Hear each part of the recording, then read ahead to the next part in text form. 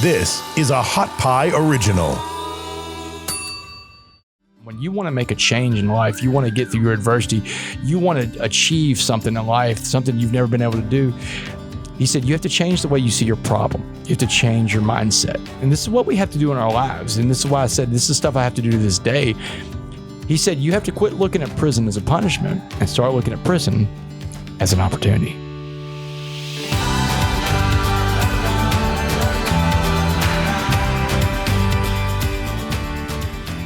Damon West had it all. He was a college quarterback that worked in the United States Congress and on a U.S. presidential campaign. That was until he became a meth addict and committed a spree of burglaries to support his addiction. West landed in jail on a life sentence, and what happened next, no one could predict. Without spoiling the story, Damon is now a college professor, nationally known keynote speaker, and best-selling author with best-selling author and motivational speaker John Gordon of The Coffee Bean, a simple lesson to create positive change. Get ready, because this story is going to blow your mind. Before we get started, please stop and take 20 seconds and follow us on whatever listening platform you are on. And please leave us a 5-star review on Apple Podcasts. This will dramatically improve our ability to reach more listeners, as reviews and follows impact the algorithms which run these platforms. In the next 2 weeks, I'll do a 15-minute Zoom call with a randomly selected person that left us a 5-star rating and submitted a review. No purchase necessary. It's time for the It's Freaking Awesome Story of the Week, brought to you by The Festive Kitchen. Every week we highlight stories of people who went above and beyond and thought about someone else before themselves. Now that is freaking awesome. This week we're featuring Ji Zhang, a Buddhist monk who has devoted decades rescuing over 8,000 homeless dogs from the streets of the Chinese megacity, Shanghai, bringing them into his monastery to live in peace and comfort without hesitation. Zhang works tirelessly and mercilessly to recoup their wounds or ailments. With help from volunteers and his own temple workforce, Zhang currently cares for hundreds of cats and dogs, costing nearly $2.5 million a year in labor and supplies. He tries to get as many of them as he can into families' homes overseas, using social media to reach out to prospective pet owners. So far, he's placed over 300 dogs into homes. When asked about how he feels letting them go, he responded, "I have a dream that one day, when I have some free time, I want to go abroad and visit them, take photos with every dog I rescued. So when I get old and I can't walk, I have those photos to look at." Thank you, Ji Zhang, for inspiring us all. You are freaking awesome. Right now, I just want to ask you something. Tell me if you know this story. You go out and spend hundreds of dollars on a fancy wearable device, hoping that it will help you achieve your wellness goals. And then it ends up in your sock drawer. Sound familiar? Or how about this? You follow those cookie cutter clickbait health recommendations like walking 10,000 steps a day, and then all you get is anxious and demotivated when life gets in the way and you can't hit those magic numbers. It's time for an evolution of expectation and results. And that's where AIM 7 comes in. AIM 7 sets busy people free to live their values every day by building lifelong healthy habits. We use the health data from your Apple Watch to create small, scientific, personalized health recommendations for whatever you want to do. Sleep better, increase your energy, reduce stress, or lose weight. If you're ready to finally unlock the power of your Apple Watch data, then go to www.aim7.com. That's AIM7.com to get early and free access to our exclusive program. AIM 7 starts small with you. Your health data, your values to get to your thriving life. But now it's time to lean in and learn from the best. Well, Damon, it's great to have you on the show today. Thanks for being here. Eric, thanks a lot for having me, man. I've been so pumped about doing this show. And I mean, when I saw that my friend Mikado got to do this show, I'm like, who, Mikado? How do I get on, man? So he put me on, and I really appreciate it, man. Thank you for the opportunity. Well, I'm just going to get straight to it.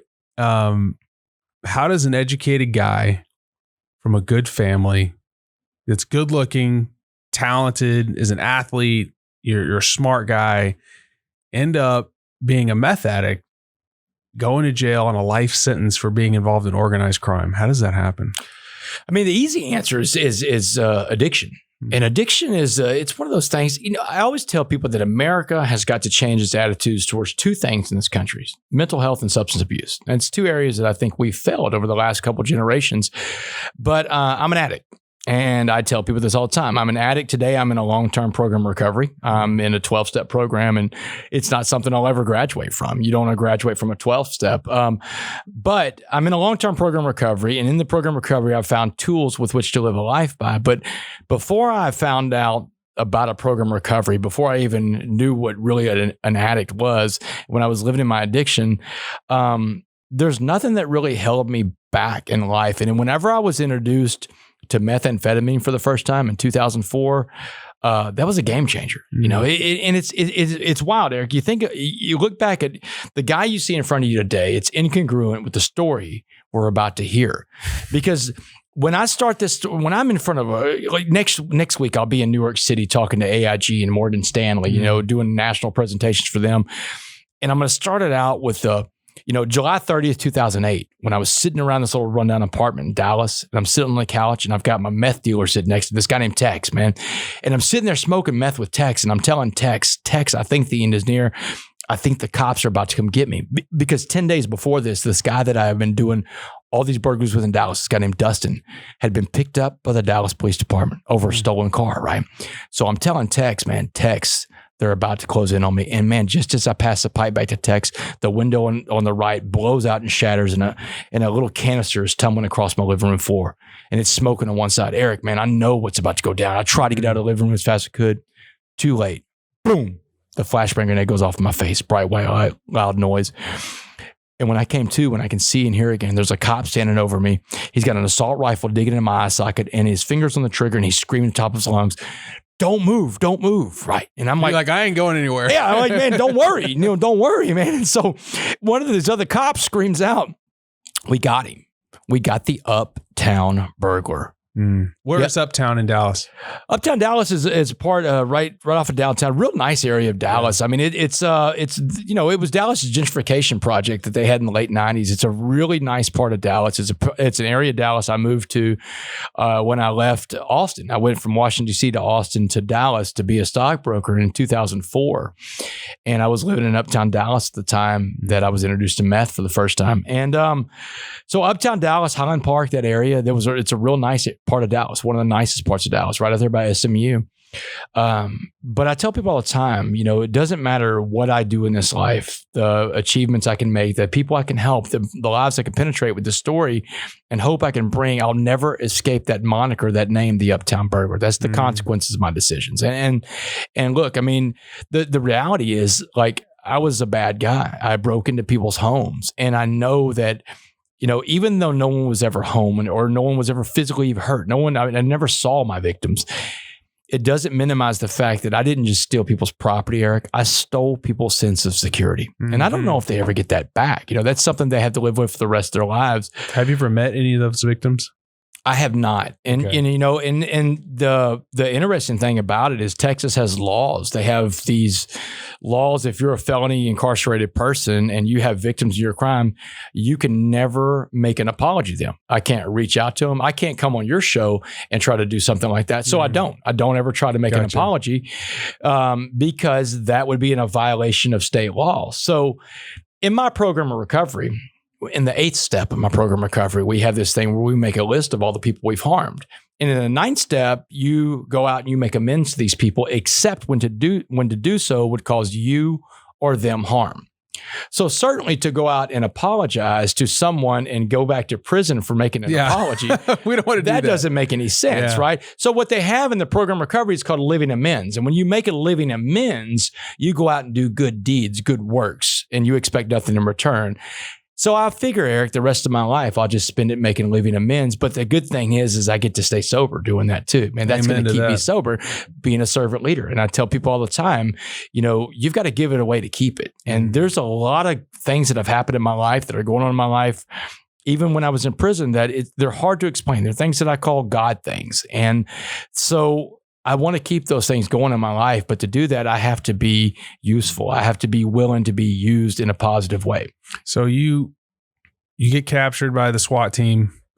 You end up in Dallas County lockup.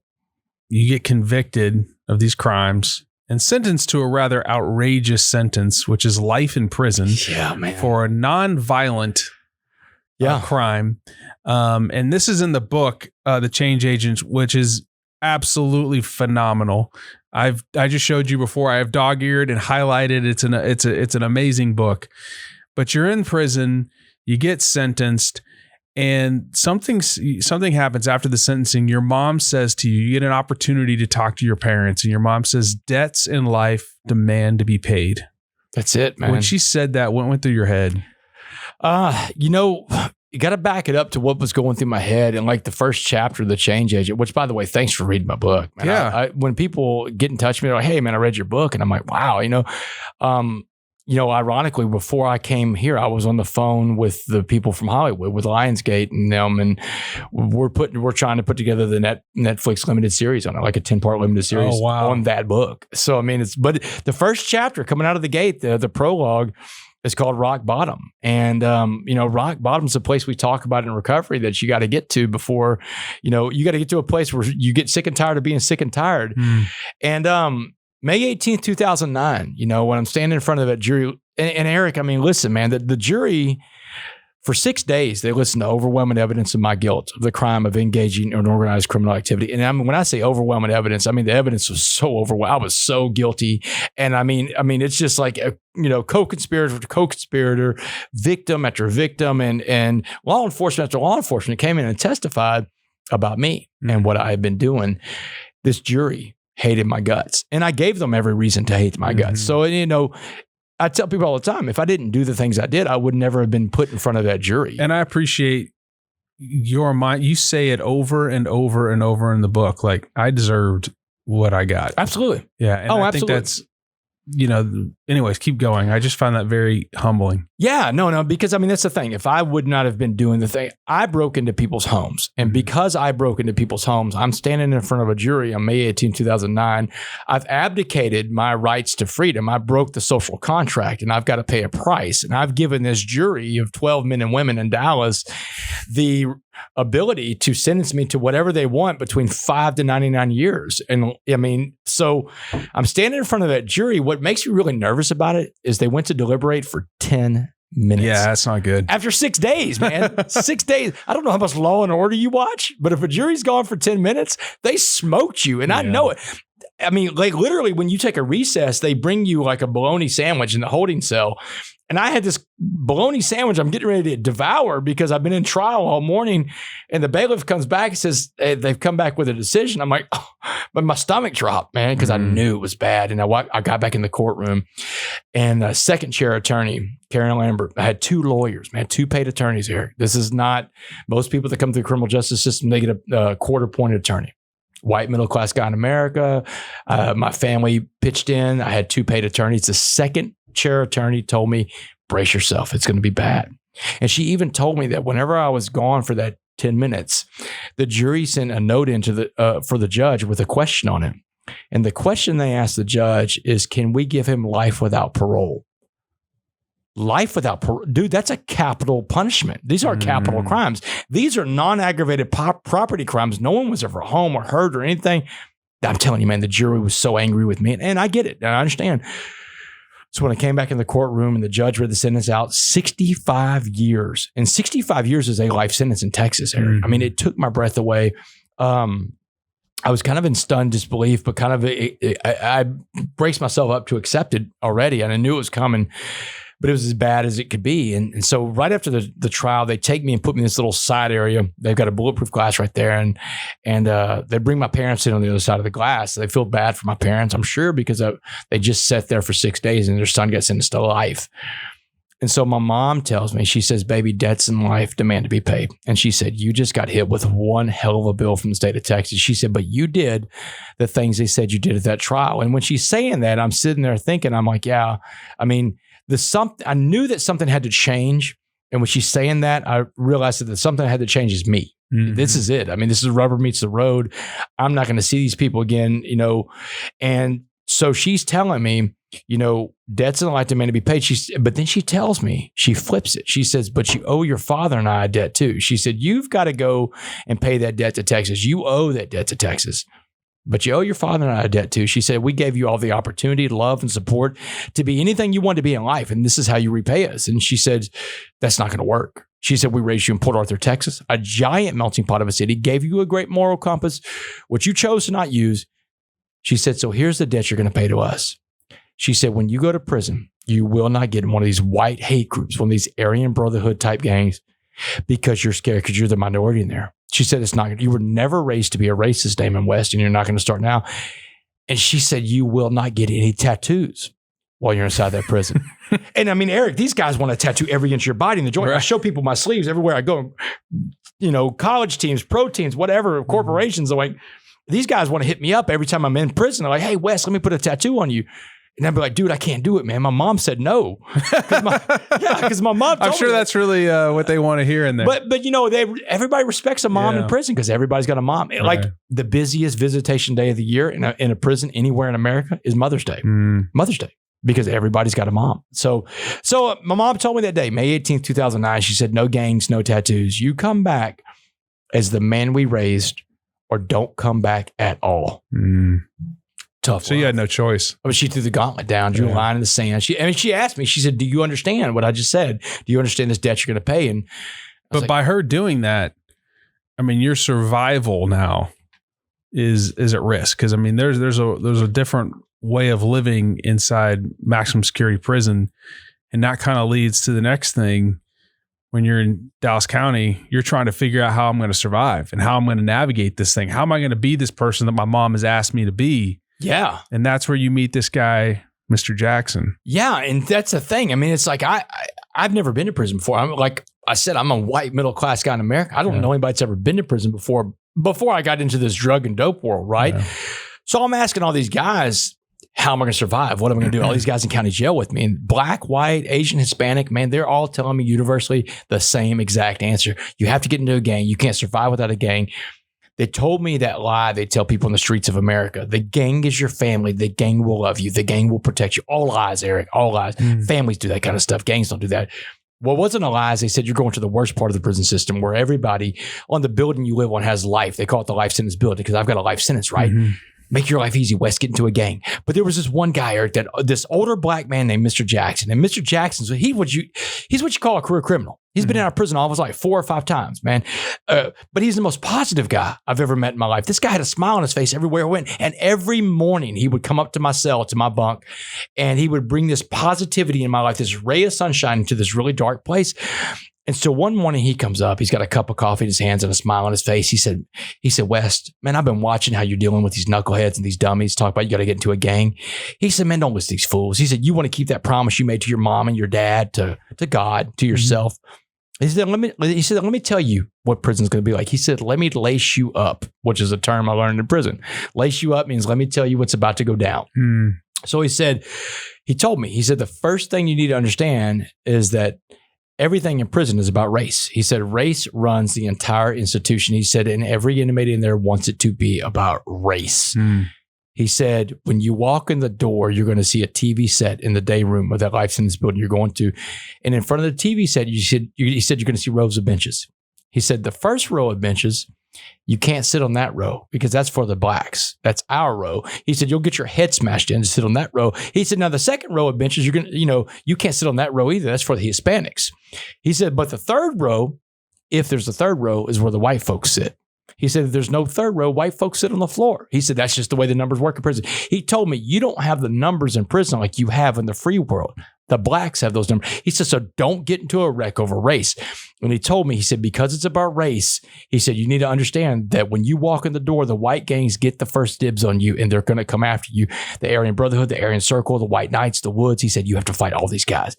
Now, you say fight. You literally have to fight them. Literally have to fight them. I mean, you have to fight for your life. And he tells me too, he's telling me about fighting in prison. He says, you don't have to win all your fights, but you have to fight all your fights. So you can't turn down a fight. If someone says, hey, I want to catch a square with you in the day room. Catch a square means we're going to go box, or someone says, I want to look at you in the shower. Nothing gay about that. You're going to the shower to box, not shower, because there's no guards back there. There's no cameras, and all the blood you spill cleans up out of the shower real easily. The showers are a great place to fight, right? Because you're going to spill blood. Yeah. But he's telling me, he said, the white gangs are coming at you first. And he said, if you don't give in to their ideology of hate out of fear.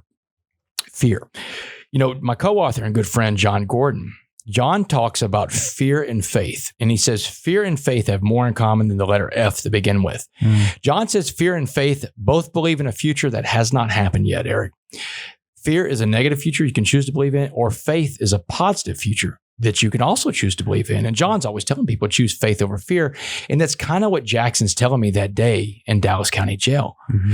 Don't give in to this ideology of hate out of fear, but get ready because then the black gangs are coming, because the white gangs are going to send them after you, and the Crips and the Bloods, the Gangster Disciples, Mandingo Warriors, they're going to be more than happy to tee off on an independent white guy that will not get with his own race. But he told me, he said, you can survive all this, West. And he said, the strongest man in prison always walks alone, doesn't join a gang. But when he's telling me this, man, he can see that the guy in front of him, this little guy, like I'm just staring at him like a deer in the headlights. I'm like, man, because all this violence and terror, I don't feel like I can do it. And so he says, hey, let me back it up. Let me break it down for you another way.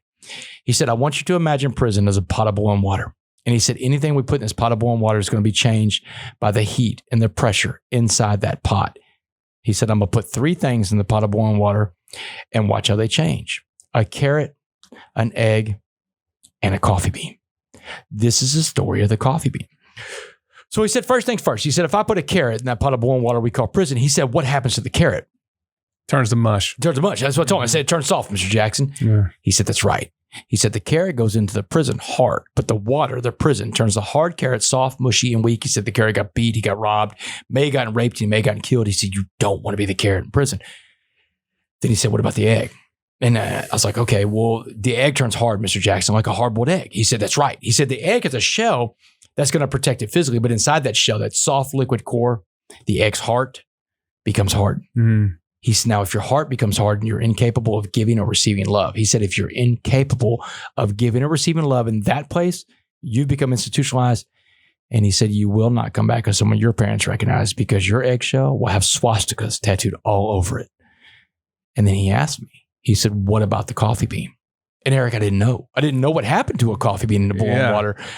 And that's when Mr. Jackson, a guy that looks nothing like me, a guy that didn't have the same faith as me, didn't have the same American experience as me growing up. This is a black Muslim man from the streets of Dallas, Texas. I'm a white Catholic guy from Port Arthur, Texas. But this guy is so different than me, shares with me one of the most important nuggets of wisdom I've ever gotten in life. And the moral of that is I tell people all the time, if you shut yourself off to people because they look different than you, they have a different background than you, they have different belief systems than you, if you shut yourself off to people because they're different, you're going to miss some of the best lessons in life and some of the best friendships too. That's what Mr. Jackson told me. He said, if I put a coffee bean in that pot of boiling water we call prison, he said, now you have to change the name of the water to coffee. Because he said the coffee bean, the smallest of these 3 things, he said, small like you, had the power to change the entire atmosphere inside that pot. He said, because the power was inside the coffee bean. He said, just like the power's inside you. And he said, everything else was changed by the water. The carrot was changed by the water. The egg was changed by the water. But the coffee bean was the only thing that could change the water. So he's telling me, he said, if you want to survive prison and come back on the other side as someone your parents recognize, you have to be like that coffee bean and you have to change that prison. You have to turn that prison into a pot of coffee. He said, you have 2 choices with your energy, negative or positive. He said, whatever kind of energy we put out, we attract back. He said, so if you want to walk around prison all the time with this mean mug on your face and you're like, you want to look hard, what you're going to do is attract the hardest people to you. Right. They're going to pick on you. They're going to pull you out. They want to go. They're going to be attracted to your negative energy. He said, but West, if you walk around that prison with a smile on your face and you let those guys know they're not getting to you, no matter what they do, they can't break you. He said, man, you will change prison from the inside out. But he said the best part about it is the other coffee beans in prison, the other positive inmates, they'll find you because of your energy. And the last thing Mr. Jackson told me was go out there and go be a coffee bean. We're going to take a break for just a moment to talk about how you can get exclusive content designed for high performers just like you. If you're looking for information and resources to improve your health, well-being, and performance, then sign up for my free high-performance newsletter, Adaptation. Just go to www.ericcorum.com and sign up now. This newsletter is my effort to bring zero-cost, high-performance resources and tools with anyone with a desire to improve. Now back to the show. That's wild. 4 words, man. Wild. I mean, because one of the things I wrote down, I highlighted this in the book, is it says you don't have to win all your fights, but you must fight all your fights. I mean, that can't help but extend past your time in prison. That's I mean, something for everybody about- out there that's listening right now, like you don't have to win every single fight, but you darn should fight that fight. Absolutely. It's something, and I tell people this in every presentation I give, I always make it a point to bring out that part of the presentation to everybody, because that's a huge lesson in life, because what it tells you, it's almost like a permission statement that you're going to lose. And that's okay. That's part of, no one's that good to win all their battles in life. We are going to lose sometimes. There's going to be days that you wake up and you know that life is going to win. You know, you're going to get kicked in the teeth when you get out of bed, but you have to get out of bed and get your day going, because you have to take action in your life every day. And when Jackson told me that, I didn't really fully understand it until I got to prison and I started getting all these fights, and I kept losing, but I kept they came after you day one. You said like you walked in, you knew what was coming. Yeah. And within how many minutes you were in your first fight? Man, Jackson told me one of the conversations we had before I went before the prison bus came to pick me up in Dallas County Jail. He told me, he said, when you get to prison, he said, and they give you your cell assignment, he said, do not run to your cell like the guys that are scared. Do not run to your bunk like the guys that are scared. He said, you need to be strong, be brave, put your bags down, put your back against the wall, and just let it happen. And I'm like, what happened, dude? You know, I didn't know what he was. Let it happen. Let it happen. What are you talking about, man? He said, your heart check. Your heart check, Eric. He said, your heart check's the most important fight you'll ever get into. He said, you're a new face on the block. He said, you're a white guy. You walk in the door. The first guy that comes up to you is going to be a white guy because you're white. He said, the first guy's not a threat. He's an information gatherer. He's a scout. He's going to want to know. He's going to ask you, what gang are you going to go with? He said, get him out of your face as fast as you can, but get ready, because the second guy that comes up, this guy's not coming to talk. And he said, this guy's coming to hurt you, man. He's coming to break you. He said, when that guy gets within range, put your fist in his mouth. Don't even let him get a word out. He said, get the jump on that first fight. He said, and to get ready to fight a lot after that. And he was right. Jackson was right about everything. When I walked in the door of prison, I get to the Stiles unit, the Mark Stiles unit in Beaumont, Texas. And Stiles is one of the toughest prisons in the state of Texas. The whole Texas has about 100 prisons in it. And one of the, I think I'd put Stiles as, you know, the top 5 toughest prisons in the state. I'd put it in the top toughest prisons in the country. It's a very tough place to do time. And I can tell you a lot about prisons now, because since I got out of prison, You've been in a lot. well, I've been in a lot, but I went back to school and got my master's in criminal justice. And today I teach a class at the University of Houston downtown. I'm a professor, and I teach a class called Prisons in America. So, How I mean, crazy is my that? entire class is about prisons, right? So, but when I walk in the door in Stiles there, man, I've got a mattress under one arm, a couple bags of property. I put them down, put them back against the wall. And within a few minutes, here he comes, a little bitty white guy, man. He's bald-headed. He's tatted from head to toe. Even his eyelids are tatted up. And he gets up in my face and he's breathing on me. And I can smell he's been drinking that homemade wine, that hooch, you know? Yeah. And I could smell the liquor on his breath, the wine on his breath. And he says, hey, white boy. He said, what family you riding with? And I'm like, man, get out of my face, little dude. I'm riding with God, man. I'm riding with God. He laughed at me. He said, man, God didn't hear white boy. We kicked him out. He said, but we're here, white boy. We're coming to get you. And he stumbles off, man. And I'm like, oh, man, I know it's coming. And, man, a few minutes later, here he comes down the third tier. Man, biggest corn-fed white dude I've ever seen in my life. This guy was a giant, dude. He's coming down the third tier. He's staring at me. And when he comes down the stairway on the right side, I can see him full on, head on. Just a big, bald-headed, skin-headed, muscled-up guy. And he's got a swastika tattooed all on the top of the skull of his head, man. And he's coming at me, man. But, dude, I remember what Jackson said. I hit the guy in the mouth as hard as I could when he got within range. 20 seconds later, man, the first fight's over because that dude's mopping me. I mean, he's beat me from one side of the day room to the other. Do people stop it? Or No, is there kind of like just this prison rule, like it goes on to a certain extent and then it's over? If a guy is on the ground, laying down on the ground, you cannot hit a guy on the ground. That's the rule in fight. Like hockey has these crazy rules. Like hockey's got to take your gloves off to fight, right? Yeah. But in prison, if a guy is on the ground, you cannot beat him while he's on the ground. You have to give him a chance to get up or call the fight off. And in prison, that's the thing what Jackson was talking about. Dude, there's no shame in getting to a fight and tapping out after you're done. You know, you get your butt beat, you say, all right, I'm done, you know, but you have to get out and fight because So all weird. these guys want to, they want to what? They call it a free show, you know, as opposed to pay-per-view. It's a free show in the day room. Oh, there's a little entertainment value. Oh, yeah. Everybody will stop what they're doing and watch a fight, you know, and then go back to playing cards or And the dominoes. guards aren't hopping in. No, they don't know. The guards don't. But the general rule of thumb is that you don't want to do anything illegal in front of the guards. Technically, fighting is illegal. So if you want to fight, you wait till the guards leave the pod, and the guards want you to leave.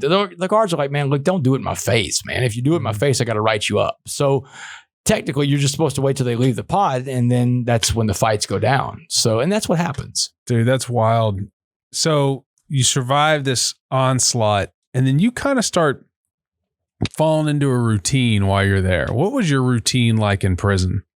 Well, that's a good question. And because, the routine in prison is a lot of what my routine is now, in the sense that there's, basically some rules that I have to live my life by to get to be that coffee bean. Mm-hmm. But, once the violence was over, it took about 2 months for the violence to be done, for me to earn my right to exist in there. Were you just every day living in fear? Oh, absolutely. I mean, there's days that honestly, to be totally honest, there's days I didn't leave my cell because I was worried someone was going to say, "Hey, Wes, I want to look at you in the shower." I missed meals. I didn't go to the chow hall some days because I just didn't want to fight those days. Some days I just wouldn't get out of bed. I probably got in 36 fights the whole time I was there and lost 75% of those fights there. I got my butt kicked all over prison. And it's a lot of times I'll draw a laugh out of the crowd, especially if I'm talking to a bunch of college or pro athletes. And I'm like, man, I can't go into a room and tell you I beat all these people up. Man, y'all would think I was a nut. Yeah. And I'm just lying to y'all, because the reality is that I lost most of my fights physically, but I won all my fights by Jackson's standard, by just showing up.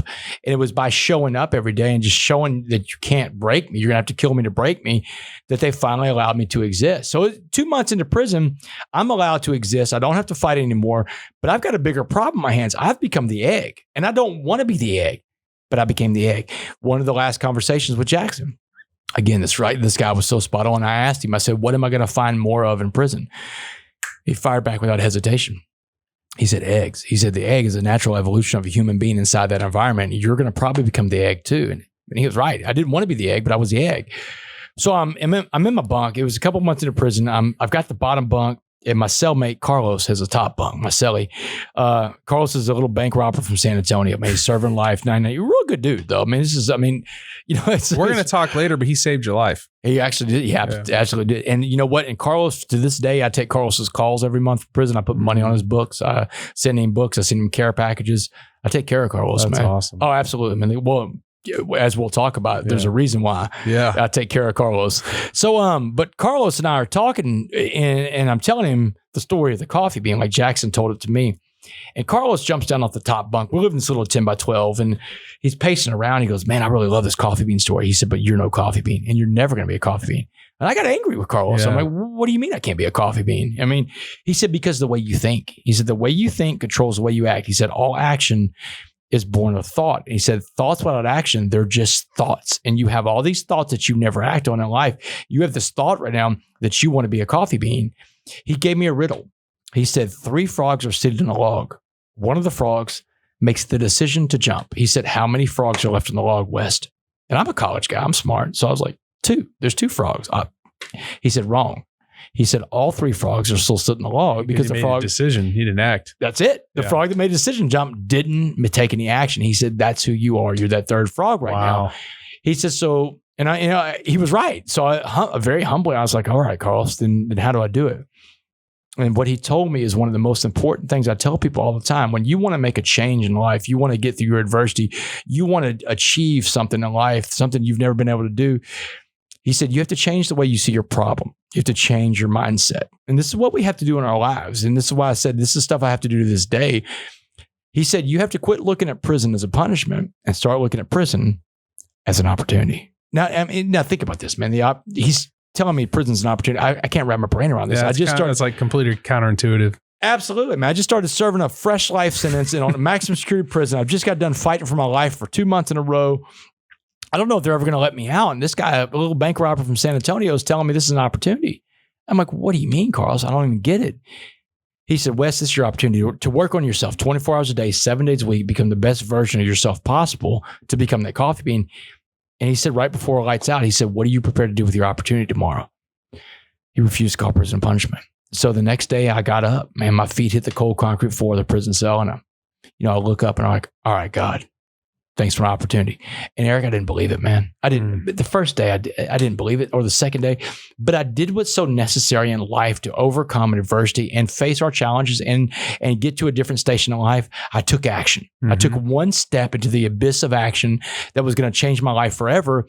But it starts with that one step that say, all right, today's the day I start changing my life. And I did. And it didn't happen right away. I tell people this all the time, man. Results take time to measure. You know, you want to do something big in your life. You want to create change. You want to do something that's never been done. That's going to take dedication, hard work, commitment. It's going to take a long time to do that. And in prison for me, it was, days became weeks, weeks became months, and months became years. But I finally figured out how to become that coffee bean. And it was tough, man. It was tough to figure out how to become that coffee bean. But that's what I share when I go into these corporations and these schools and these athletic departments and pro and sport and college sports teams. I share with them how I became that coffee bean, because if I could do it in my life inside that place, then you can do it in your life outside here. No question. Yeah. I mean, if you're listening to this, you have to get this book, The Change Agent. I mean, it's unbelievable. I have so many things highlighted in there, but one of the things I really admire was your just dedication. Like, okay, I'm going to get up in the morning. Early in the morning, I'm meditate and pray. Okay. And then I'm going to eat this. I'm going to run in this certain area. Go to the bathroom. Go to the bathroom with the curtain. Yeah. I gave all the details because it's my only shot to go to the bathroom all day on a clean toilet. I literally got so into this book. I felt like I'm not in prison, but I got a glimpse into what it was like. First thing in the morning, like clockwork. That's what you said. You would go to the restroom and then you were out because that was your arrangement with your bunkmate. Yeah. Or your roommate. And then, you would jog, you'd exercise. You were 50 something pounds overweight. I mean, you look disgusting when you went into prison, not the guy that's sitting in front of me now. And you literally physically, emotionally, spiritually changed as a person, read like crazy. Absolutely. You talked about how one of the things I thought was very interesting is how you would listen to classical music while you'd look down into the rec room where people were fighting. It was like a symphony of violence. It's like a strange, distorted video to Mozart. It's like this, people are just decking each other and fighting each other, and you're hearing violins and cellos and pianos, and it's like you're watching this little concert going on down there, and it's just this violence. Something out of a movie, and this movie's going to get made. Yeah, it's going to be wild. But that's the thing. The world inside of prison is kind of an upside down world. You've got to leave everything the prison I went into, because the prison I went into is where they held the worst offenders. Mm-hmm. I got a life sentence, so I got lumped in with the life. Didn't matter that I was up for parole for the first time in like 6 years. I had the opportunity to make parole in 6 years. Everybody I'm locked up with, the nearest time they get to go see parole is 30 years. You have to do 30 years on a life sentence in Texas if it's aggravated, We're so grateful to the BluePrint's title sponsor, The Festive Kitchen. The zany creators at The Festive Kitchen set out to create the perfect sweet, salty, crunchy snack with just a little heat. After attempting numerous flavor combinations, they started sharing samples with family and friends who would ask, "What is the name of this snack?" Since there was no name, they just answered, "I don't know, but it's freaking awesome." Hilariously, the name stuck and a new product was born. It's a snack and it's freaking addicting, and it's called It's Freaking Awesome. You can order online now at shop.festivekitchen.com and itsfreakingawesome.com. Trust me, this snack tastes as cool as it sounds. Brace yourself, you'll be ordering frequently for your monthly freaking fix. The good news is they now have a freaking monthly subscription. Again, it's available at shop.festivekitchen.com and at itsfreakingawesome.com. That's ITSFREAKIN awesome.com. There was a pod I lived on one time, Eric. There's 48 guys on the pod. I lived on a pod one time that had 12 guys of the 48 guys had life without parole. These are guys that never get out. These are guys that, this is the answer that they had to the death penalty. When people got squeamish of the death penalty, they said, all right, we'll do life without parole, which I think is a worse punishment than death, because at least death, there's an end to it. When you're 19 years old, and some of these guys are 19 years old in there, and they've got life without parole. I was talking to this one kid in there one time. I was like, man, why didn't you go for the death penalty? He's like, oh man, my mom told me, she wanted me to do this. I said, dude, your mom's going to die one day, man. You're not. They're going to keep you alive. You're going to probably do 60 or 65, maybe 70 years in here. So what's your thoughts on criminal justice reform? What part of it? Prison. Let's talk about prison. It sounds to me like the most dysfunctional place. And if you want to give anybody a chance at hope, like you're sleep deprived, there's no air conditioning. You said it's almost hallucinogenic sleep during certain times of the year. It's tough. Like my background is like a PhD in sleep. I'm thinking like nothing is going to get better in this environment unless you are a resilient son of a gun. Like, what would you change about that? Like, what would you provide these guys or gals that are in a situation like this, so they have a shot at like being a decent human being.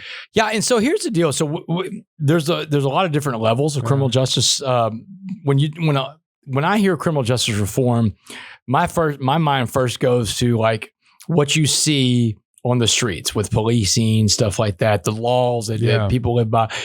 Because when you get to prison's really a depository. It's a place where we hold people that have broken the law. It's a place where you have to go, people like me that are guilty of crimes, we go to pay our penance. But when we get to talk about the prison stuff, it depends on whether or not someone buys into the idea that prison isn't just a place to go and pay your price. Prison is a place where you're supposed to be able to go and to reform yourself. Mm-hmm. And if we buy into the idea that prison is a place for reform, then we've got to start investing more in programming and ways to help people reform while they are in prison. And I don't think this is anything revolutionary to states and their state prison systems, because everybody's got this term, this hot button issue right now is called reentry. Reentry means, how you reenter society, because 95% of the people that are locked up, this is the number, 95% of the people that are locked up in all prisons and jails in America go home. 95%. There's only 5% that'll never leave a prison. But 95% of 3 million plus are going home one day. They're going to be pumping gas next to you. They're going to be in Walmart next to your family when they're checking out. You want these people to have as much opportunity to have a better life as possible, man. You want them to have an alternative to crime, right?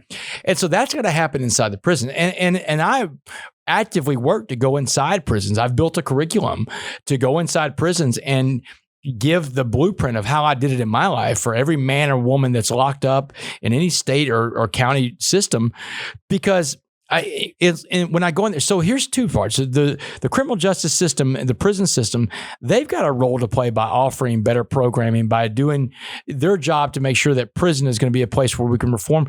But the other job is on the offender too. The currently incarcerated person, they've got to make that decision that they want to have something different in life. I was in a prison today. I was at the Wynn Unit in Huntsville, Texas, a maximum security prison right there where all the headquarters of all the prisons are. And one of the first things I'll ever say when I go in front of these inmates, these men or women incarcerated, the man or woman you want to be when you walk out of this place one day has to begin today. A successful reentry begins the day you walk into a prison. And that's got to be the mindset that you have. That's the mindset I had when I was inside prison. I had I wanted to get out one day and have a better life and be a productive member of society. I wanted to be useful again. And I knew that had to begin while I was in prison, because if I couldn't do that in prison, there's no way I'm going to do it in the free world. I'll give you an example of that. When I was in prison, I'll use I statements. I statements work really well, especially with addicts like me, right? So when I was in prison, I was doing really well about transforming myself, becoming this coffee bean. Then I took a class in prison. They have prison educational program. I took every class I could, Eric. I mean, because everything TDCJ would offer, I took, because I wanted to find, how I could better myself. And some of the classes were good, some of them weren't. But even the classes that weren't so good had little nuggets of stuff you could take with it. But one of the best classes I ever took when I was in there was called cognitive intervention. And you just think about the words, cognitive intervention. You want to intervene on your thinking, right? And in this class, such a good class, we had these things called thinking reports. And the thinking report would be, you set a scenario of something's going to happen. It's almost like saying, if this, then what? And you start playing the tape out. Or like, if I make this decision, then this, and this could happen, right? And I realized that even as I was doing all this, the stuff that was right, I was a model inmate, there were things that I was doing in there that if I continued to do them in there, it would be guaranteed that I would have this habit of doing them. And when I got outside in the free world, they would probably send me back to prison. So one of the things I would do is on commissary days. Commissary is like a store on the prison. And commissary is crazy, man. It's hard to get to commissary, to get in there, because you have money that people can put on your trust fund account, and you can go down there. You could buy coffee, you could buy soups, you could buy chips, whatever you want to do. I mean, I would buy healthier stuff like sunflower seeds, peanuts, mackerel, tuna, stuff like that. But that's where you got the good stuff, man. You're not eating prison food anymore. You're eating free world food. Right. Commissary is hard to get to. It's hard to get in that window. So I would stunt, and stunt means you break the rules. You fall out of place. You go where you're not supposed to be going. You sneak around to get in that line. And I would do it. And because that's entitlement behavior. Another thing I would do, because, you go to the chow hall, you don't feel like the portions are big enough. People shake the spoon on you. And shake the spoon means they shake the spoon, make sure you get a spoonful portion and put it on your plate, right? So I would bring a mint stick or some stamps down to the chow hall and buy an extra scoop of food every time I'd go through, because you can do that. Everything's for sale in prison, man. So, but I realized taking cognitive intervention, stamps would get you another scoop. Oh yeah. Stamps money, man. And are there prisoners serving you? Yeah, they're inmates behind the line. So gotcha. you're running through a line. The economy in prison is run by stuff off the commissary. That's the underground. I got a pastry. I can get this. Pastry can get you. The pastry will get you good stuff, man. But it's hard to move a pastry. Now, if I'm taking a pastry to the chow hall, you can be shook down at any time the officers want to when they see you on the sidewalk. Like literally, you'll see guys that are stripped down butt naked on the sidewalk, and you just keep going. You get so used to that, man, because you get used to getting out of your own clothes all the time because they can shake you down and strip you down anytime they want. Wow. Oh, you just get used to just ripping your clothes off, standing there, twist around real quick, and all right, put your clothes on, mate. Go. So you get used to that. So I can't really take a pastry with me everywhere I go, right? Yeah. So you get not a lot of places to hide a pastry, but a stamp, you can put a stamp in your pocket. But what I would do is I would go down to the chow hall and buy extra food. But when I took that class, cognitive intervention, I realized that this entitlement behavior, these two examples in my life of entitlement behavior, if I continue to do this, then I'm going back to prison one day when I get out. There's just no way I can hold on to my freedom because I've got to play by all the rules, not just the rules that, that I think pertain to me. And so the last leg of prison, man, I just went to commissary like everybody else. It was miserable, but I had to do it because that was the ultimate act of self-discipline. I had to, man. I had to, Eric, because I didn't want to go back to prison. I didn't want to do that. And I knew that I could do it. And it was like the test. If I can't do it in here, then I won't be able to do it out there. And it's like, if you're being honest with yourself, you can run these tests by yourself and if you're failing or not, but you've got to be candid with yourself. Wow. So you got out early. I should say you got out on parole because there's a whole other part of the story that I want to chat about. If you want to learn more about, there's some stories that I wrote down on things I want to talk to you about, like the pickup basketball. Oh yeah. We don't have time for that. People need to read the book. That is an epic deal. It was a long week, man. But I'm going to tell you, almost died. Yeah. Well, I'm going to tell you something what I learned about that week though, man, because and what Eric's talking about is the fact that I had to go to the rec yard to earn that respect, that last leg of that earn that respect the first couple months I was there. And I got into basketball because everything in the rec yard is segregated by race, man. And so I get into the basketball where there's no white guys allowed. And literally it's 9-on-1 games every time I play. And they make sure I'm on the court every game. They pick me first because like, oh, you want some of this? You got it, brother. You're the only white guy playing. Only white guy playing, man. Beat up by everybody. Pounded by everybody, man. But I learned something about adversity that week. First of all, there's two kinds of adversity in life. There's the kind that you put yourself into by the choices you make, and then there's the kind that life puts on you. And whatever kind of adversity you're in, you have to find the opportunity in adversity. The basketball court was about finding the opportunity in adversity. But I learned two things about adversity that week. I learned that a situation is never as bad as I think it's going to be. My mind tells me a lot of times what a situation is going to be like. And I tell you something, Eric, even going to prison, it was not as bad as my mind had me believe. That's fear, man. Fear does that to us. We think that it's going to be bigger than what it is. And the other thing that I learned is that I'm always capable of way more than I think I am. I sell myself short all the time, man. And that's what I learned that week on that basketball court is that I'm capable of way more than I think I am. And it's not as bad as I think it's going to be. I think about that basketball court with all kinds of stuff that goes on in my life. Yeah, it happens all the time. Because at the end of the story, I don't want to ruin it for people, but like, you earned respect, and then literally your life was on the line. I think people need to read the book to get that part. But you get out early on parole, which is an amazing story in and of itself. You and your mom worked tirelessly, and you were just very. What I appreciated about it is there was a lot of humility in your the argument that you presented to come out on parole. And then you chose to go into a drug program. And so you're like, hey, listen, I know I'm an addict. I know I need help. And I want to start in a tough place, which transitioned you out into the real world. But once you get out, that's just the beginning of the next story. Now you have a best-selling book, The Coffee Bean with John Gordon. the change agent. By the way, I want to know how you got hooked up with John Gordon. How did that happen? This is a wild story. So I got out November 16, 2015. And I'm on parole for the rest of my life. I get off parole in 2073, Eric. So that means, yeah. You're on parole the rest of your life. Yeah. So, every month I go check on my PO. I was in my PO's office yesterday. I go give him a urinalysis. I pay a fine. I answer all the questions. Parole has all the power, man. Parole tells me to jump. I ask him how high, how many times. So I walk out November 16, 2015, but I'm not in prison anymore, not in a physical prison anymore. And, I've been working on myself all this time, and I got a letter from a teacher while I was locked up. One of my favorite teacher growing up, Mr. Jellin, man. Mr. Jellin, Coach Jellin was one of my coaches. He's my 7th grade history teacher. And in that letter, he wrote me in 2011 while I was in prison, said, you ought to consider sharing your story with audiences, young audiences one day, because you've always been a leader. You've always been the quarterback, and I think you can bring people hope. So even when I was in prison, I was preparing myself for the day I would get out to be able to bring hope to other people, share this story with them. And so I started around where I live down there in Southeast Texas, around Beaumont, Needle, and Port Arthur, that area, going to high schools, church groups, stuff like that. But I really wanted to share this story too with college football programs, because I played college football, right? But I don't have access to college football coach. I hadn't played ball since the 90s, man. No one knows who I am. So it's January of 2017. I'm at this law firm where I work, which the story in the book about how I got my job at the law firm is crazy. It's just a God thing, right? Yeah. So I'm at this law firm. It's January of 17, and I get a phone call from a buddy of mine that works at KHOU, the big CBS station in Houston. And he says, hey, Damon, tonight is the Bear Bryant Coach of the Year award here in Houston. He said, yeah, he said the 8 best coaches in the country are going to be here, and they're going to name the best coach in America.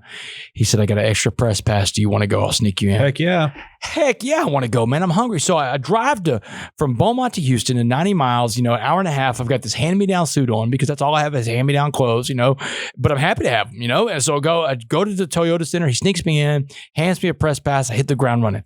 And all the best coaches there, USC, Wisconsin, Penn State, PJ Fleck, they're all in this room, right? And I get to meet every one of these coaches and give them my pitch. Hey, Damon West just got out of prison. And every coach I meet that night, they're going to remember you for sure. Oh, man. And every coach I meet that night slams the door in my face, man. Really? Oh, they're no, don't call us. We'll call you. One coach is, I'm not going to say who it is. He's running away from me as I'm telling him I just got out of prison. It's like, let me get away from you, So man, look. Within 1 hour of being there, I've got 7 no's. I'm 7 of the 8 coaches down. That's like a no every 8 minutes, man. I'm in the corner of the Toyota Center. I'm licking my wounds. I'm feeling sorry for myself. And that voice kicks in my head that says, go home. Go home, Damon. That last coach is going to tell you no, like all the other coaches did tonight. He's the hardest coach to get to in the room. He just won the national championship 2 nights before against Alabama. Everybody wants a piece of this guy's time. But then that other voice kicked in, man. That voice that said, dude, you survived prison, man. You survived way worse than this. You got perspective of what a bad day looks like. This isn't a bad day. And you want to be a motivational speaker. What kind of motivational speaker just quits, right? Who wants to listen to that guy? No, you're going to wait till this guy tells you no to your face, and then you're going home. So I watched and I waited for my opportunity. And I stalked Dabo Swinney around that room that night. And I must have looked like a crazy person, man. I'm hiding behind. Is he? He's about your height, right? Yeah, dude. I've been in airports before, and people say, "Hey, you're Dabo. I'm wearing Clemson gear. Dabo?" And I'm like, "No, man." I asked Dabo now. I'm like, "Dabo, does anybody ever say he was an undersized receiver? You were an undersized quarterback." Yeah, that's pretty funny. Actually, I asked Dabo now. Like, does anybody ever say you look like Damon West? So, you're like Damon who? Yeah, so I'm joking with him. So, man, I stalked Dabo Swinney around that room that night, and I pounce on Dabo. He's, I got him up against the wall, and I give Dabo the best stuff I got for a whole minute. He's like, "Hey, you got a card on you, dude?" So I give him a card, and then literally he's snatching my card out of my hand, and over his shoulder, he's like, "Hey, we'll be in touch." And the body language is bad. It looks bad. I've been stalking this guy all night. It feels like a no. It looks like a no. But I felt okay about that no, Eric, because I left it all on the field. And that's what we talk about in life and business and sales, knock on every door, make every call. And I did everything I could that night. So I went home and slept like a baby. And I forgot all about the night, to be honest with you, until 4 months later. I'm at my desk at work at the law firm. And I got an email from the DFO, the Director of Football Operations at Clemson University, named Mike Dooley. Mike Dooley says in the email, "Coach Swinney met you at award show in Houston. He'd love to have you come talk to the team. Do you have August 1st open?" Dude, I got every first open, man. I could be there tomorrow, man. So Man, August 1st, 2017, I go speak to the Clemson Tigers, defending national champions of college football. And when I got done with my presentation, Dabo's got me up against the wall in the team room. And he's like, Damon, that's the most amazing story I've ever heard. He said, man, I've never seen my guys respond like that to a speaker's story. He said, have you been to Alabama yet? And I'm like, no, dude. I just came to Clemson. I've been to Clemson, man. I hadn't been anywhere. Yeah. He said, we'll see about it. He said, I just text Nick Saban from the back of the room. And when I landed in Houston the next morning, I had a voicemail and a text message from the director of football operations at Alabama, Ellis Ponder. Said, we'll see you in Tuscaloosa in 3 weeks. You're on. Just like that, Dabo Swinney has just kicked in the door to college football. His biggest rival, he passes me off to him.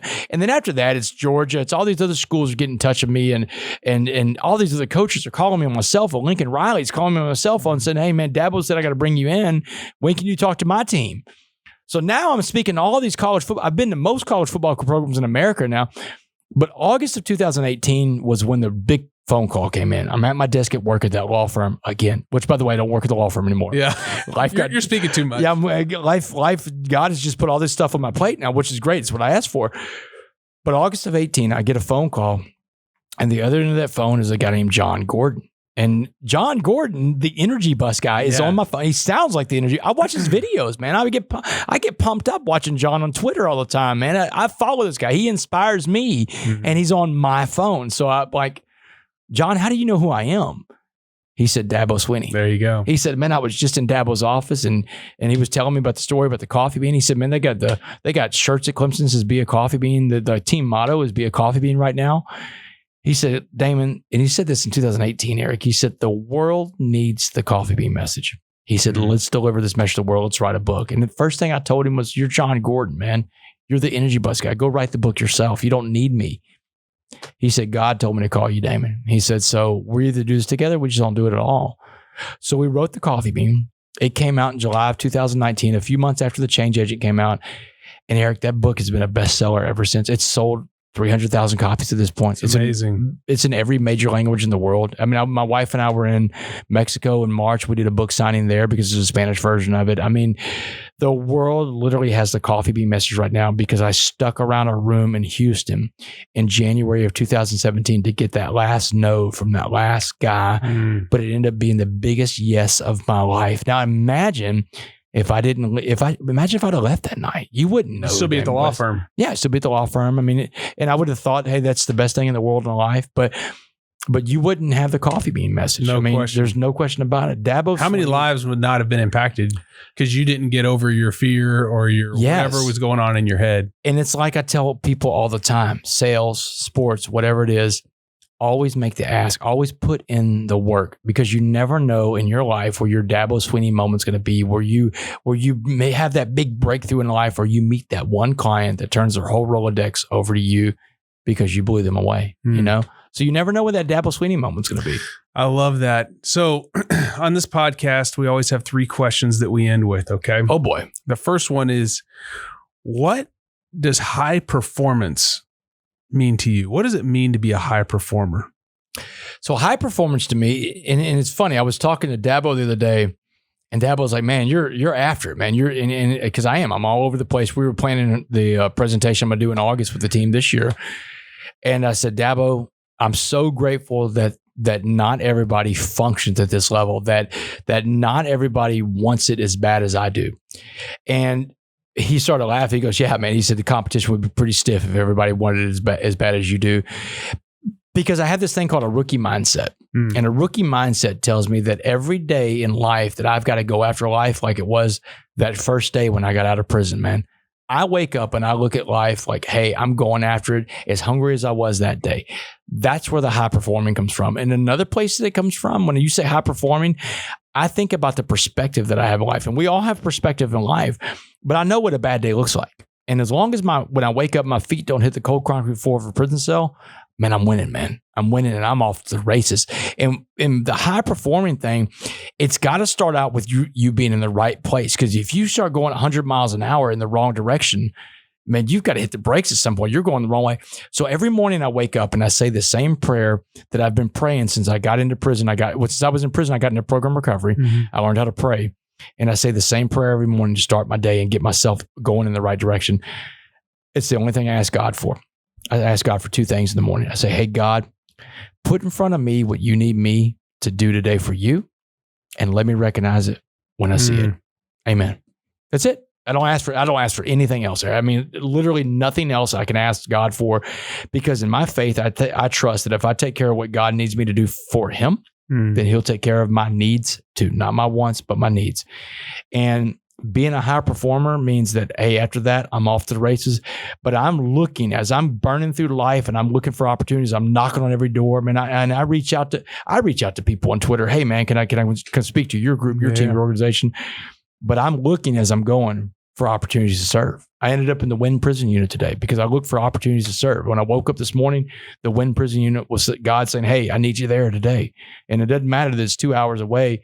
I got you out of this place. You got to go to work for me, man. So I love it. Dude, you got me so freaking fired up right now. It's 7:30. I don't know if I'm going to sleep tonight. So what habits or practices have you adopted so that you can consistently be performing at your best? So there's some things I do every day, and it's like the rules of being a coffee bean, right? So the first rule about being a coffee bean, and it's going to help you out along your day, and is about having positive body language, because it's like Jackson told me. He said your energy will either infect the rooms you go into with your negative energy, or you're going to affect them with your positive energy. Infect versus affect. We want to have a positive effect of where we go, and that all starts with your smile. Your smile is powerful. I mean, you've studied this. Your smile releases endorphins in your brain, man. That's the stuff that makes you feel good. Now you got something to give, because you can't give what you don't have, right? Right. So now you're out there. You've got the smile going. But the thing that happens is when you smile, the energy you create around you, because people see you smile, they smile back, and that changes the energy around. When I came up for parole, the lady from parole was like, you changed the entire prison around you. And the idea was that I did it with a smile. It starts with a smile. And then, I'm going to get up every day and I'm working on myself in 3 areas: spiritually, mentally, and physically. This is a routine I have to do daily. And the spiritual workout, I just told you, that prayer to God. But my mental workout, it's every book I read, every video I watch, every website I go to, my social media feeds, who do I follow, what do I post. Man, you are what you eat, Eric. That's not just about food. That's about everything you put in this big brain of yours up here. And you'll look like on the outside what you're putting in on the inside. And then physically, man, I got to try to take care of myself. I got to try to stay in shape. Like, you get one body in this life. Another thing I do is I try to practice controlling the controllables. And there's really just 4 things you control, and they're all inside your head: what you think, what you say, what you feel, and what you do. And those are really the 4 things you control in life. And I try to just stay on my line. There's a chapter on my book called Not on My Line. So I try to stay on my line. And as long as I'm on my line, life's pretty good, brother. I love it. And then, how are you investing in your personal growth right now? Is there something you're reading? Is there something you're digging into right now to make you better? Man, all roads lead back to Dabo Swinney. So last July, my wife and I go out to Clemson. It's during the COVID stuff. He's got a foundation, All In Foundation. He's like, Damon, we've got to do a virtual fundraiser. And I don't know anybody else could do a virtual fundraiser, help us raise money, but you with your coffee bean story. So my wife and I go to Clemson. We do the virtual fundraiser. They raise $1 million at night virtually. Amen. I mean, that's a power of Dabo. That's not me, man. Dabo did that. And so, but we're having dinner with Kathleen and Dabo that night, and Dabo tells me about an organization that we raised money for that night called Call Me Mr. Call Me Mr. is a group at Clemson. They have a group that they go out and find young black men that are graduating high school, 18 years old, graduate high school, inner cities in South Carolina. Say, hey, come to Clemson. We got an elementary education bachelor's degree for you, and you'll be mentored in this Call Me Mr. program. And at the end of the education, when you graduate, you get the salutation of Mr. by your name, and you're going to teach in an elementary school in an inner city somewhere. That most at-risk Title I school, majority population. The population looks like them. Because they believe that if you can catch, if you get to a child at the elementary age, there's studies, Johns Hopkins studies that show that if a black boy has a black male teacher between the years of 2nd and 5th grade, he's 40% more likely to graduate high school. Wow. Like 20% more likely to become a teacher himself, because he's seen it can be done. So Call Me Mr. is about trying to find young black men, turn them into elementary school teachers, and put them back in their society. And when Dabo told me about that, my wife and I had started the Be a Coffee Bean Foundation during the pandemic, and in the hopes that we could help other people, because every day it's about trying to be useful. So when he told me about that, I told my wife, I was like, Kendall, we can do this inside of a prison. She's like, what do you mean? I said, when I was in prison, they had universities that would come in there and you could get it. They would send you to different prisons for different kind of degree programs. So I asked Dabo to introduce me to the Call Me Mr. people. And so he did. And I pitched my idea to them. Guys, listen, could we partner up, the Be a Coffee Bean Foundation and Call Me Mr.? I'll find a state prison system that will allow me to go in there, and we can go find Black incarcerated men that have the aptitude to test into college. They don't have a lot of time left from their sentence, and they have the kind of sentences that you can, the kind of crimes you can be a teacher, because every state allows felons to be teachers. But there's Didn't know that. Yeah, every state has these lists of felonies you can't be a teacher if you have, right? Crimes against children, crimes against women, aggravated crimes, physical crimes, violent crimes. You're not going to be a teacher. They don't want you to school. Right. But there's non-aggravated. I can become a teacher, and I don't have any aggravated crimes. And so I told Kendall and I told Dabo and I told the Call Me Mr. people, we're going to do this inside of a state prison system. And I think everybody thought I was a little bit nuts. 2 weeks ago, the director of prisons in Louisiana sent an email out to every prison in Louisiana, to every warden in Louisiana, and said, hey, the Louisiana Department of Corrections, in a program with the Be a Coffee Bean Foundation, is wanting to identify 5 incarcerated Black men in our prison system right now that have the aptitude test in college. They have a low level crime. They don't have a lot of time left in their sentence. And when we carefully screen and identify these 5 men, we're going to transfer them to the Hunt facility right outside of Baton Rouge. And the Be a Coffee Bean Foundation is going to pay for their education. And we're going to bring professors in there. And over the course of the next 4 years, these guys are going to get elementary education, bachelor's degree, and the teacher certification is going to be done inside of a prison, and then they will parole out. And we're going to stick those guys in the toughest elementary schools in Louisiana, the East Baton Rouge Parish, the 9th Ward of New Orleans, the most at-risk schools where the crime is going to come from, where the future prison population is going to come from. And the program's called Mr. Coffee Bean. I love because it. it's like Call Me Mr. and Mr. Coffee Bean. So how do people help this organization? How can they fund? How can they, like, if somebody's listening to this, like, I want to donate to that. Like, I want to help. I can't go in and teach these guys, but I can provide some financial resources or something else. How can they find the Be a Coffee Bean? Yeah, the beacoffeebeanfoundation.org. That's the name of the foundation. It's a 501c3. All the documents are on there. Gotcha. But yeah, it's turning into something big because it's never been done before in the history of corrections. But you are changing it from the inside out.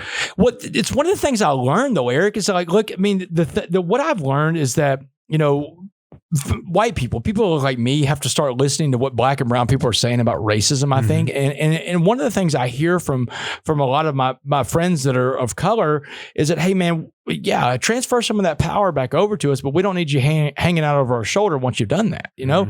So listening to that, I thought, like, this is a way to do that, because if I want to get involved in criminal justice reform and I want to help out, then I want to be involved in something that's going to have a pre-intervention and a second chance. And now I've found a way to have a program. I built my own program to do that, but now I'm going to transfer that power back into a person's hands that's been formerly incarcerated. It's an inmate, but we're really taking the school to prison pipeline and reversing it. We're going to make it the prison to school pipeline. You know, the numbers show that there's less than 2% of the teachers in America are Black men. I don't know if you knew that, but less than 2% of the teachers in public education are Black men, but 50% of your prison population, more or less, is Black men. So whenever Dabo was telling me about this program, that's the first thing I thought of. I was like, well, I know where a lot of Black men are, because I was around a lot of Black men inside those prisons. And it really shocked me when I got to prison, Eric, and I saw how many Black men were locked up. They only make up 6.5% of the population in America. Yet they make up almost 50% of your prison population. So in my life, I thought if I could ever find a way to transfer some of that power to help out in that community, what would I do? And this came up. And it's really fitting, Eric, because so many Black men have helped me on the way. And in fact, the coffee bean message came from a Black man, a Black man that pulled me aside, saw something in me that gave me this coffee bean message that changed my life, gave me the blueprint and the means to change my life. So what better way to pay that forward? I love it. So the Change Agent, get it on Amazon. You can get the coffee bean on Amazon. Anything else that you got coming out? Because I want people to be able to support you. This is like one of those things where, like, you're going to read this and go, how can I get involved?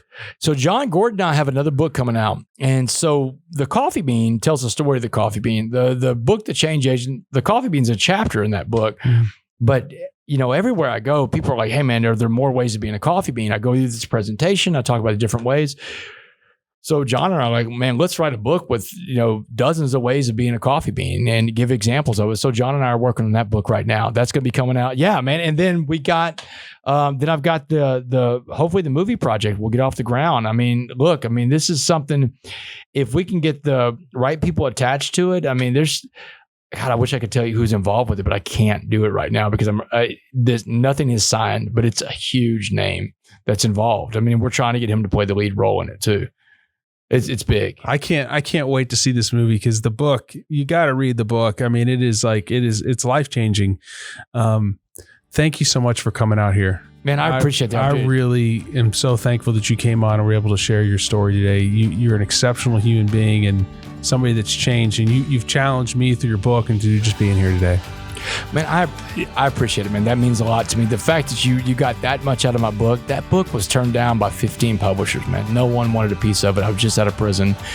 But Post Hill Press is like, yeah, we'll print the book and it's taken on a life of its own, man. It's really wild. Thank you for having me, man. Thanks for picking me. Absolutely. Yeah. Thanks a lot, brother. Appreciate you, man. Yeah. If today's podcast enriched your life in any way, please support The Blueprint by sharing this podcast with someone you think could benefit from today's conversation. Also, please consider checking out the Festive Kitchen's amazing product, It's Freaking Awesome.